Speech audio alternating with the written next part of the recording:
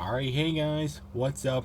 Back and got another discussions, games sort of video today. Many of you are probably wondering why I don't own any Xbox systems or games. You've seen on this channel that I've played PlayStation, PS4, and PS5, as well as PS2. I have a Wii, a Wii U, a Nintendo Switch. So we got all that bases covered. We got the PlayStation base covered, and PC. Obviously, I'm on my PC right now recording this video, so I mean I've got that covered. I play on mobile with this thing right here. I'll turn that off. And I play on. I got DS, I got 3DS, I got Game Boy Pocket, and I have a ton of other stuff. All those systems and stuff. But the one big one, of course, out of those big three that I do not have is Xbox. And you wonder why I don't have Xbox systems or Xbox games. And that's not to say I've never played an Xbox system or a game before. I have played both the 360 and the Xbox One many times before, because my friend Dan Snake, he owns both. Well, I think he used to own the 360. Dan, if you're watching this video, can you comment? Can you clarify? Do you still have your 360, or did you get rid of that? Also, you have your Xbox One. I've played both of those before at his house, and I've considered getting a Xbox before. I remember back in 2016 when we were debating, are we going to get the PS4 or are we going to get the Xbox One?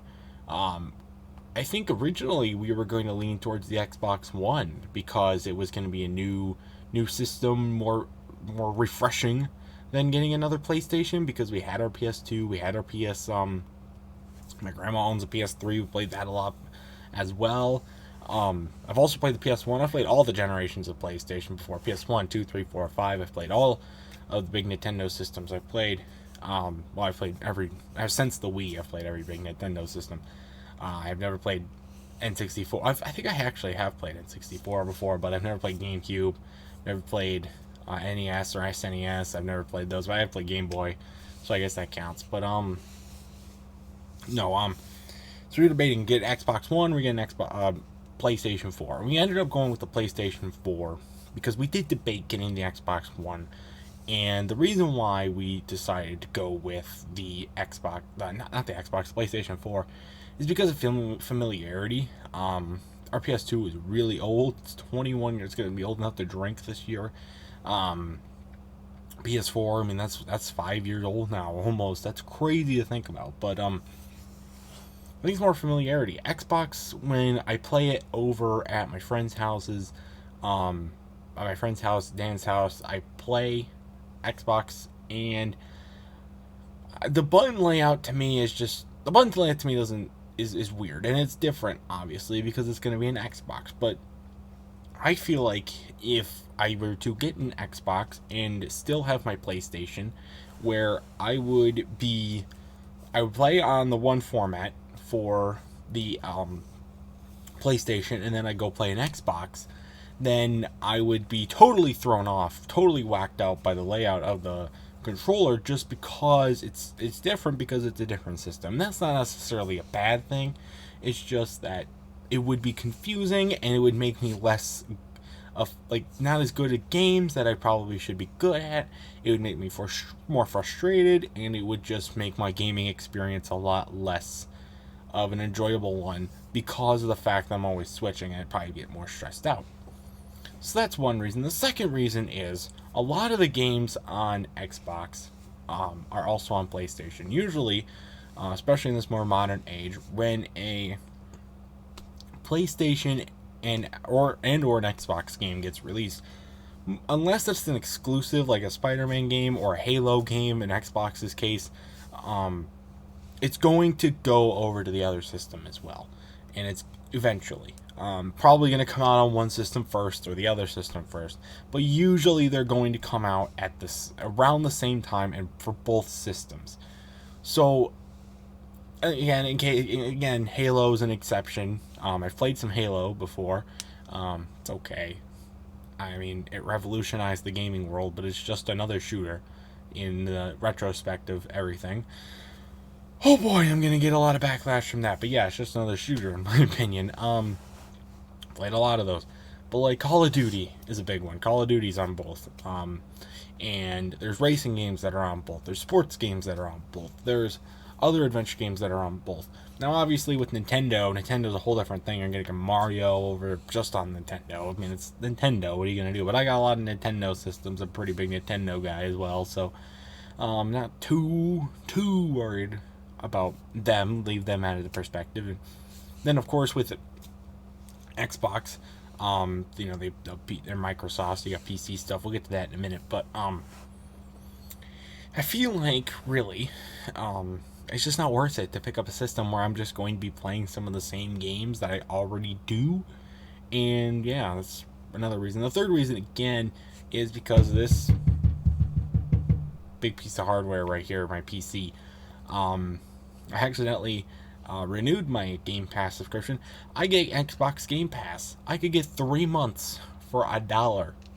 $1. 3 months Xbox Game Pass for $1. I get all these games for $1. And I accidentally renewed my subscription for another month, so I get it until mid-May. There you go. But and so I get to play all the games that you get to play on Xbox anyways, as well as a few bonus ones because I'm on PC, so I get like Among Us and stuff. So like, what's the point? What's the point of having it on getting me a whole system to play these games? This doesn't make sense. I also think the PlayStation Plus is better than the Xbox Game Pass. Xbox Game Pass, you get all the games right away, but you don't get a lot of like ones that are easily more playable. You still have to download them, so they're not even on your system right away, and you get all these ones, but are they really that good? Are they really that good, or are they just like outdated games that they're going to throw in? Now, PlayStation, obviously, they do the same thing with PS Plus. You get one or two new games each month, but there's been some pretty good ones on there, I would say.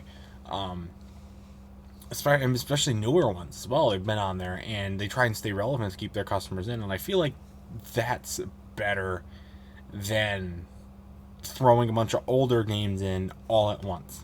Bring a couple new ones every month. It also gives more of an incentive to stay subscribed because you know that there's more coming.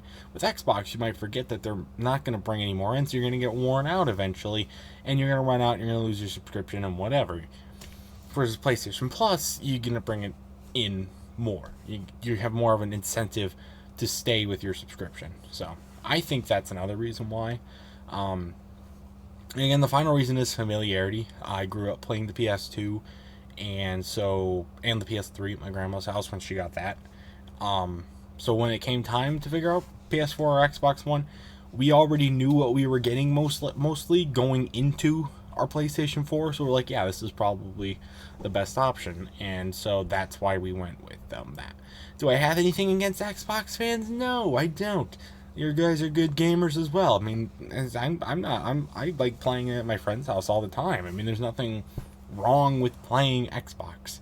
It's just that's not the system I personally prefer. Now, do I eventually want to get an Xbox and try some of those games out? Yeah, I do. I played the 360. I played the One. I like to play the Xbox Series X if I ever get a chance to.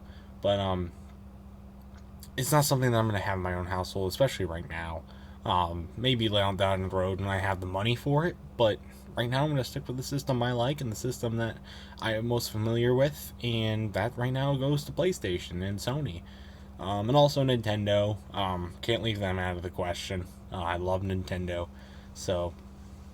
But I just wanted to make that clear to people. When it comes to the console wars, you got Nintendo over on their own section doing whatever the hell they do, and you got PlayStation versus Xbox bashing it out over here.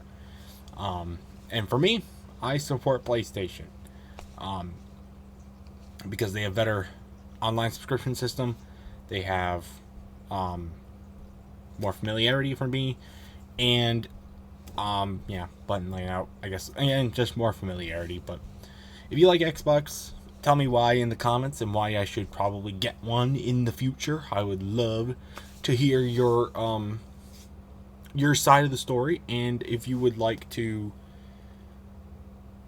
tell me, I will love to hear them, and I'd love to hear why the Xbox is better. But I support your choice all the time. I don't know how else to word that, but I just want to make this little discussion video, little rambling thing. So until next time, if you like some of these, you want to talk about more about gaming systems, I can go behind the scenes with each of the systems that I've got. We did a game consoles tier list, which did include Xbox systems because I brought multiple people on for that tier list. But I could go through each of the systems that I currently own. If you guys would like to hear about that, some backstories behind it, some of my gaming libraries. I kind of want to do maybe something about that. But until next time, guys, I'll see you guys later. Yeah, bye.